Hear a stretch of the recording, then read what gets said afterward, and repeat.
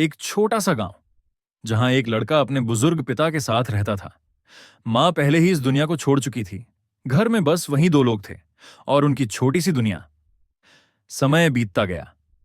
एक दिन बुजुर्ग पिता ने धीमी आवाज में कहा, बेटा, मेरा समय अब ज्यादा नहीं बचा है।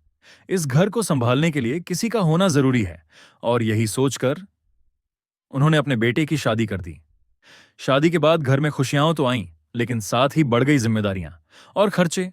बेटे ने सोचा, अब मुझे कुछ करना होगा।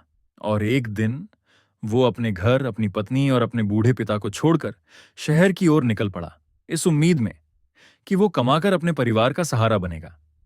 लेकिन किस्मत को कुछ और ही मंजूर था।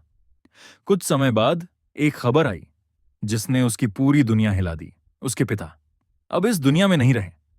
वो दौड़ता हुआ शहर से गांव आया, लेकिन तब तक बहुत देर हो चुकी थी। अब घर में वो सहारा, वो छाया हमेशा के लिए खत्म हो चुकी थी। समय फिर आगे बढ़ा। जीवन ने उसे रुकने का मौका नहीं दिया। न खेती थी, न कोई बड़ा सहारा। फिर भी जैसे तैसे उसने अपना गुजारा किया। और कुछ सालों बाद उसकी एक बेटी हुई।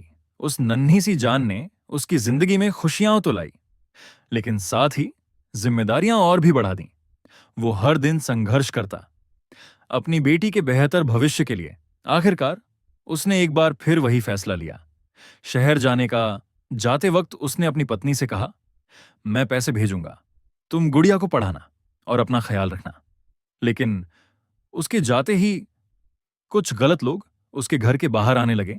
बदमाशी, छेड़खानी और डर का माहौल उस घर की शांति को तोड़ने लगा।